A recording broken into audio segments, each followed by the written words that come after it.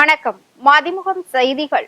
இன்றைய முக்கிய நிகழ்வுகளை பார்ப்பதற்கு முன்பாக தலைப்பு செய்திகளை பார்க்கலாம்.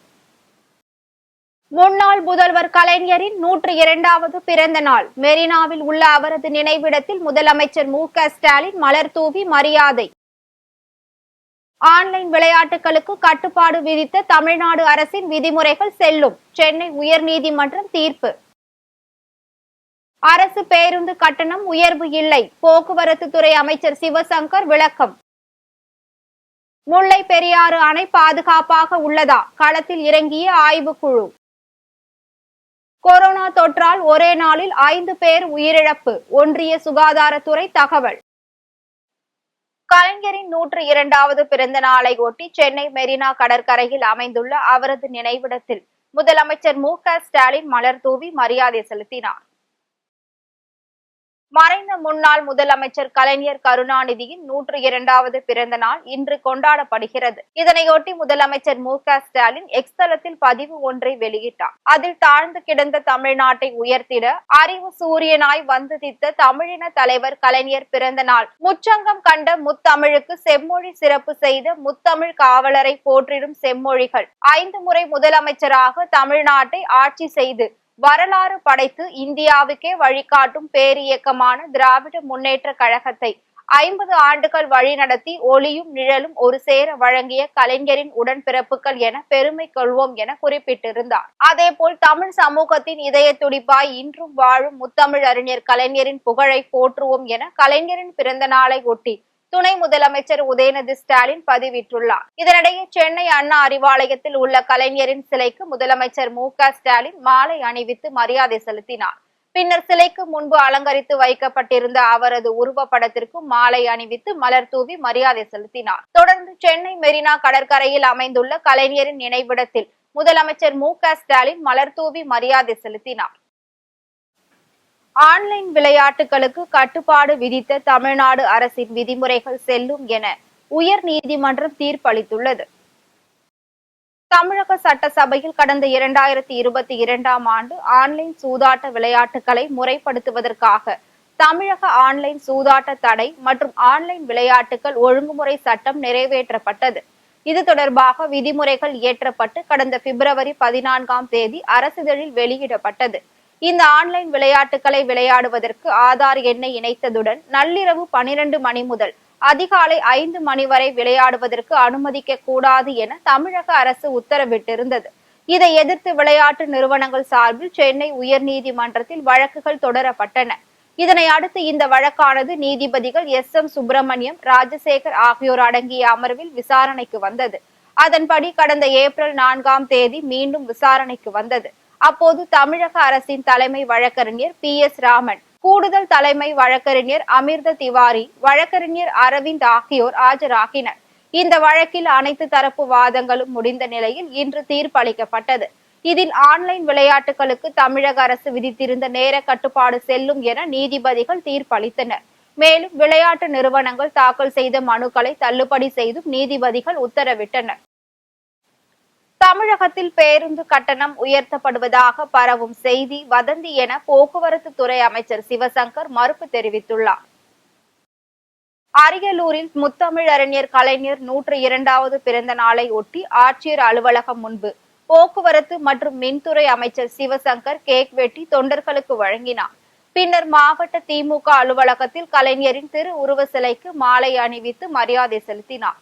பின் செய்தியாளர்களை சந்தித்த அமைச்சர் சிவசங்கர் தமிழகத்தில் பேருந்து கட்டண உயர்வு என்று பரவும் செய்தி தவறானது என தெரிவித்தார். தனியார் பேருந்து உரிமையாளர்கள் தங்களுக்கான பேருந்து கட்டணத்தை உயர்த்த வேண்டும் என்று நீதிமன்றத்தை நாடியிருப்பதாகவும் அதன் அடிப்படையில் மக்களுடைய கருத்து கேட்பு நடக்கும் என்று அறிவிக்கப்பட்டிருப்பதாகவும் கூறினார். மேலும் தமிழகத்தில் அரசு பேருந்து கட்டண உயர்வு இருக்காது என தெரிவித்த அவர் பொதுமக்கள் மீது சுமையை ஏற்றக்கூடாது என்பதில் அரசு உறுதியாக உள்ளது என்று தெரிவித்தார். தமிழகத்தில் பேருந்து கட்டண உயர்வு என்ற ஒரு செய்தி பரவலாக வந்து கொண்டிருக்கிறது. அந்த செய்தி தவறானது. தனியார் பேருந்து உரிமையாளர்கள் தங்களுக்கான பேருந்து கட்டணத்தை உயர்த்த வேண்டும் என்று நீதிமன்றத்தை நாடியிருக்கிறார்கள். அப்படி நீதிமன்றத்தை அவர் நாடி இருக்கின்ற நேரத்தில் நீதிமன்றம் இது குறித்து மக்களுடைய கருத்தை கேட்டு ஒரு தகவல் அறிக்கை தாக்கல் செய்ய வேண்டும் என்று அறிவுரை வழங்கியிருக்கிறது. அந்த அடிப்படையில் மக்களுடைய கருத்து கேட்பு நடக்கும் என்று அறிவிக்கப்பட்டிருக்கிறது.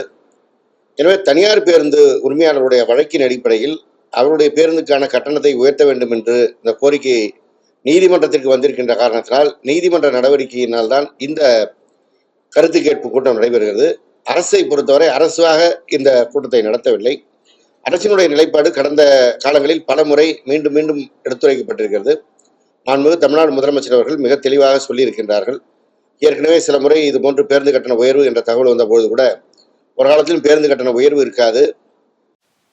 முல்லை பெரியாறு அணையில் ஒன்றிய கண்காணிப்பு குழுவின் புதிய துணை கண்காணிப்பு குழுவினர் ஆய்வு மேற்கொண்டுள்ளனர்.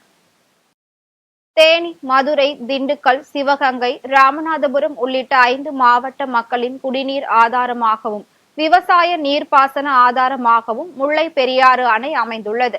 முல்லை பெரியாறு அணையில் நடந்து வரும் பராமரிப்பு பணிகளை கண்காணிப்பதற்காக உச்ச நீதிமன்றத்தில் நடைபெற்ற வழக்கின் அடிப்படையில் முல்லை பெரியாறு அணையை முழுமையாக ஆய்வு செய்ய வேண்டும் என ஒன்றிய நீர்வளத்துறை கமிஷன் பரிந்துரை செய்தது. புதிதாக தேசிய ஆணைகள் பாதுகாப்பு குழு ஆணைய தலைவராக அனில் ஜெயின் தலைமையில் 7 பேர் கொண்ட கண்காணிப்பு குழுவினரை நியமித்துள்ளனர். இந்த குழுவில் தமிழக அரசு சார்பில் நீர்வளத்துறை கூடுதல் தலைமை செயலர் மங்கத் ராம் சர்மா, காவிரி தொழில்நுட்ப குழு தலைவர் சுப்பிரமணியன் உள்ளிட்ட 7 பேர் கொண்ட குழுவினர் உள்ளனர்.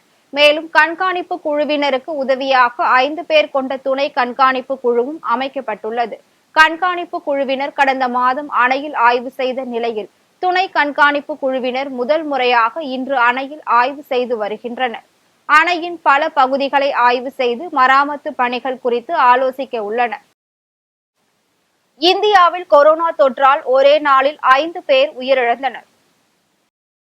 கொரோனா பரவல் காரணமாக பொது இடங்களில் முகக்கவசம் அணிய வேண்டும் என தமிழக பொது சுகாதாரத்துறை தெரிவித்துள்ளது.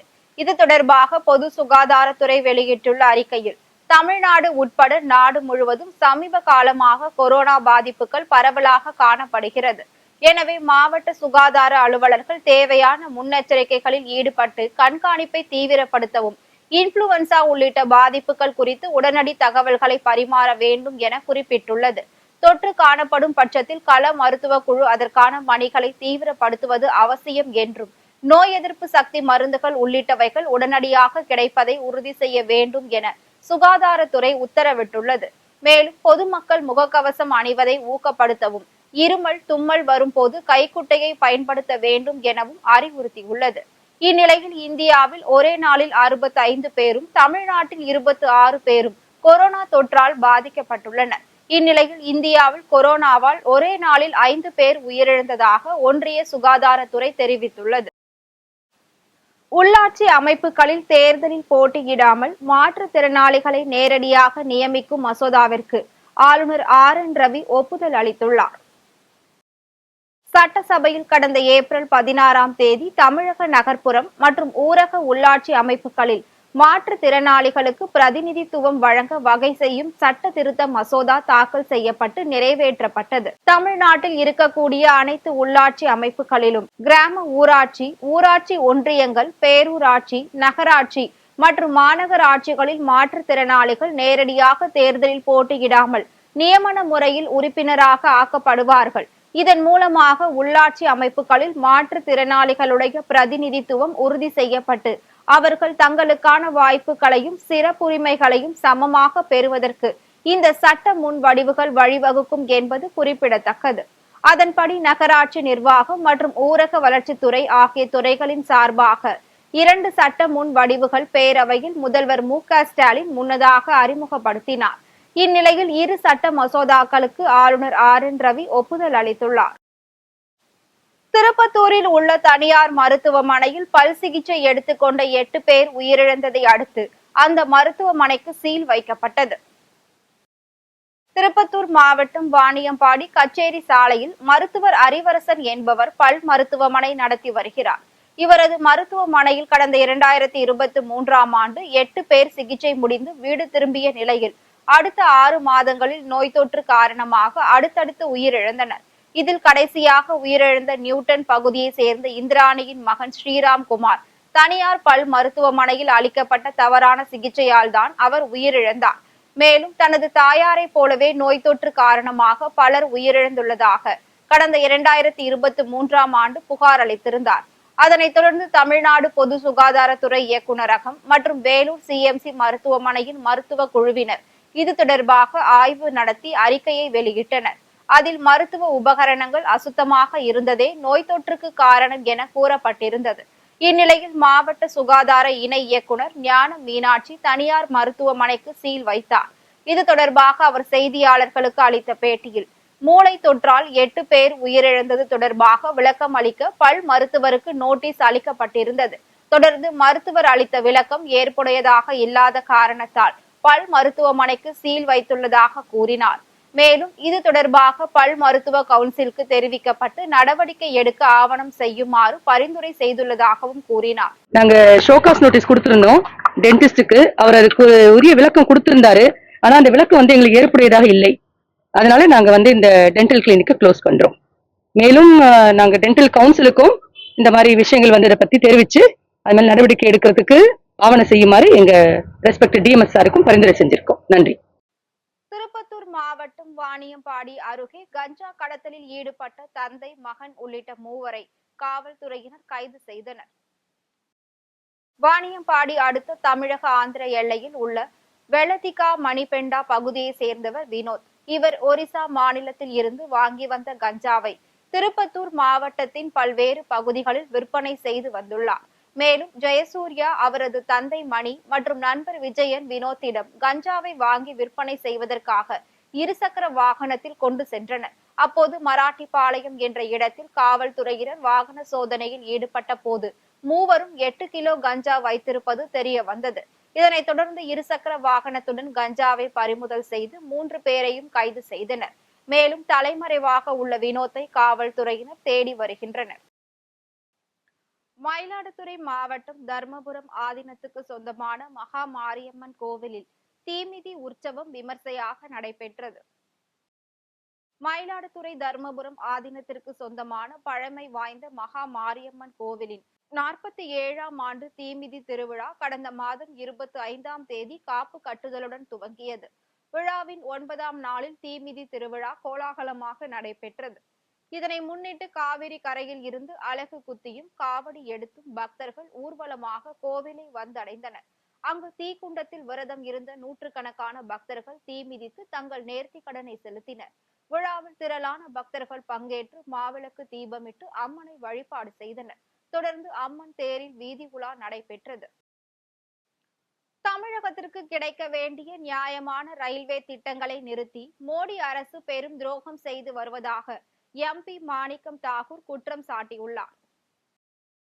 விருதுநகர் தங்கம்மாள் பெரியசாமி பெண்கள் மேல்நிலைப் பள்ளியில் பள்ளி குழந்தைகளுக்கு புத்தக பை மற்றும் நோட்டு புத்தகங்களை நாடாளுமன்ற உறுப்பினர் மாணிக்கம் தாகூர் வழங்கினார்.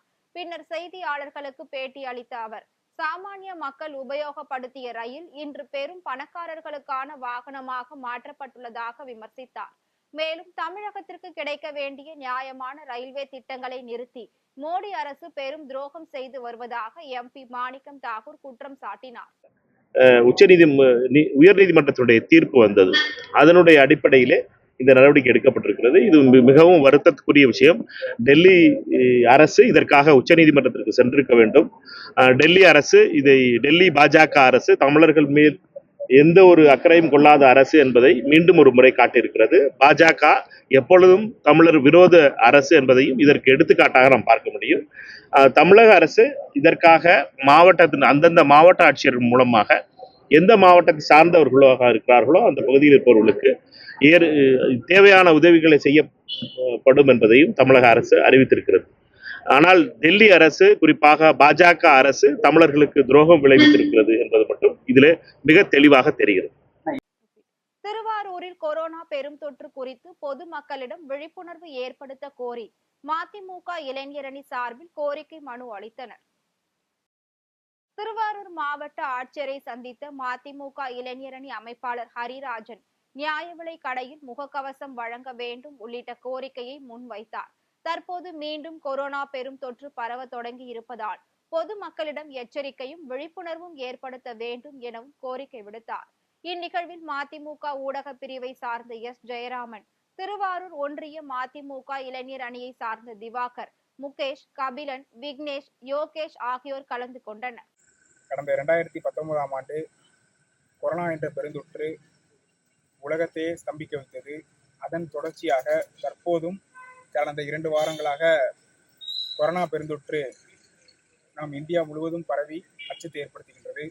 அதில் சில இறப்புகள் இருக்குதுன்னு வேற சொல்லியிருக்காங்க. அதனால அந்த அவேர்னஸ்க்காண்டி அடித்தட்டு மக்களுக்கு கொண்டு போய் சேர்க்கணும், அந்த கோவிடோட அவேர்னஸ்க்காண்டி அடித்தட்டு மக்களுக்கு போய் சேரணுன்றதுக்காண்டி ரேஷன் ஷாப்பில் மாஸ்க் ப்ரொவைட் பண்ணணும், கவர்மெண்ட் ப்ரொவைட் பண்ணணும் ஒரு கோரிக்கையை மதிமுக மாவட்ட இளைஞரணி, திருவாரூர் மாவட்ட இளைஞரணி சார்பாக வச்சிருக்கிறோம். இதன் மூலமா நிறைய அடித்தட்டு மக்களுக்கு வந்து பயன்பெறுவாங்கன்ற நம்புறோம். செங்கல்பட்டு மாவட்டம் மதுராந்தகம் அருகே மதிமுக சார்பில் புதிய மாவட்ட நிர்வாகிகள் அறிமுக கூட்டம் நடைபெற்றது. செங்கல்பட்டு மாவட்டம் மறுமலர்ச்சி திராவிட முன்னேற்ற கழகத்தின் புதிய நிர்வாகிகள் கூட்டம் நடைபெற்றது. இக்கூட்டத்தில் காஞ்சிபுரம் மாவட்டம் செயலாளர் கருணாகரன் தலைமையில் 5 தீர்மானங்கள் நிறைவேற்றப்பட்டது. இதில் சிறப்பு அழைப்பாளராக கழக அமைப்பு செயலாளர் வந்தியத்தேவன், மதிமுக தொழிற்சங்க பொதுச் செயலாளர் ஆவடி அந்திரிதாஸ் ஆகியோர் கலந்து கொண்டு கட்சி கொள்கை குறித்து எடுத்துரைத்தனர். இந்நிகழ்வில் கழக நிர்வாகிகள் பலர் பங்கேற்றனர். திருப்பரங்குன்றம் முருகன் கோவிலுக்கு வரும் பக்தர்களின் பச்சிளம் குழந்தைகளுக்கு காய்ச்சிய பால் வழங்கும் திட்டம் தொடங்கி வைக்கப்பட்டது. இந்து சமய அறநிலையத்துறை அமைச்சர் சேகர் பாபு அவர்களின் அறிவிப்பின்படி மதுரை மாவட்டம் திருப்பரங்குன்றம் அருள்மிகு சுப்பிரமணிய சுவாமி திருக்கோவிலுக்கு வருகை தரும் பக்தர்களின் பச்சிளம் குழந்தைகளுக்கு காய்ச்சிய பால் வழங்கும் திட்டமானது இன்று முதல் தொடங்கப்பட்டுள்ளது. இந்து சமய அறநிலையத்துறை அமைச்சர் சேகர் பாபு இத்திட்டத்தை தொடங்கி வைத்தார். கோவிலில் தற்போது குடமுழக்குக்கான பணிகள் நடைபெறுவதால் தற்காலிகமான இடத்தில் பால் விநியோகிக்கப்படுவதாக, கும்பாபிஷேகம் முடிந்த பின்னர் நிரந்தரமான இடத்தில் இத்திட்டம் நடைபெறும் என கோவில் நிர்வாகம் தெரிவித்துள்ளது. சென்னையில் 22 கேரட் ஆபரண தங்கத்தின் விலை சவரனுக்கு 160 ரூபாய் அதிகரித்து 72,640 ரூபாய்க்கு விற்பனை செய்யப்படுகிறது. தமிழகத்தில் கடந்த சில தினங்களாக தங்கம் விலை அதிகரித்து வந்த நிலையில் இன்று அதிரடியாக உச்சம் தொட்டுள்ளது. இதனால் பொதுமக்கள் அதிர்ச்சி அடைந்துள்ளனர். சென்னையில் 22 கேரட் ஆபரண தங்கத்தின் விலை சவரனுக்கு 160 ரூபாய் அதிகரித்து 72,640 ரூபாய்க்கும், கிராமிற்கு 20 ரூபாய் அதிகரித்து 9,080 ரூபாய்க்கு விற்பனை செய்யப்படுகிறது. அதேபோல் வெள்ளியின் விலையும் கிராமிற்கு 10 காசுகள் அதிகரித்து 111 ரூபாய் 10 காசுக்கும், 1 கிலோ வெள்ளியின் விலை 1,11,100 ரூபாய்க்கும் விற்பனை செய்யப்படுகிறது. இத்தாலி நாட்டில் உள்ள எட்னா மலை மீது அமைந்துள்ள எரிமலை வெடித்து சிதறியுள்ளது. ஐரோப்பிய நாடான இத்தாலியின் சிசிலி தீவில் எட்னா என்ற எரிமலை உள்ளது. இந்த எரிமலையில் உள்ள பகுதியில் ஆயிரக்கணக்கான மக்கள் வசித்து வருகின்றனர். மேலும் சுற்றுலா தலமாக விளங்கும் இந்த எரிமலையை காண்பதற்கு தினம்தோறும் நூற்றுக்கணக்கான சுற்றுலா பயணிகள் வருகின்றனர். இந்நிலையில் எட்னா எரிமலை திடீரென வெடித்து சிதறியுள்ளது. இதன் விளைவாக கரும்புகை வெளியேறிய காரணத்தால் சாம்பல் மேகங்கள் தென்பட்டன. இந்த எரிமலை வெடிப்பு தொடருவதால் பாதுகாப்பு கருதி அபாய கட்ட இடங்களில் உள்ள மக்கள் வெளியேற்றப்பட்டனர். மேலும் சிசிலி தீவில் இருந்து சுற்றுலா பயணிகள் வெளியேறி வருகின்றனர். இந்த எரிமலை வெடிப்பால் உயிரிழப்பு உள்ளிட்ட பாதிப்புகள் எதுவும் ஏற்படவில்லை என்று அதிகாரிகள் தெரிவித்துள்ளனர். மீண்டும் தலைப்புச் செய்திகள். முன்னாள் முதல்வர் கலைஞரின் 102வது பிறந்த நாள். மெரினாவில் உள்ள அவரது நினைவிடத்தில் முதலமைச்சர் மு.க. ஸ்டாலின் மலர் தூவி மரியாதை. ஆன்லைன் விளையாட்டுகளுக்கு கட்டுப்பாடு விதித்த தமிழ்நாடு அரசின் விதிமுறைகள் செல்லும். சென்னை உயர்நீதிமன்றம் தீர்ப்பு. அரசு பேருந்து கட்டணம் உயர்வு இல்லை. போக்குவரத்து துறை அமைச்சர் சிவசங்கர் விளக்கம். முல்லை பெரியாறு அணை பாதுகாப்பாக உள்ளதா? களத்தில் இறங்கிய ஆய்வுக்குழு. கொரோனா தொற்றால் ஒரே நாளில் 5 பேர் உயிரிழப்பு. ஒன்றிய சுகாதாரத்துறை தகவல்.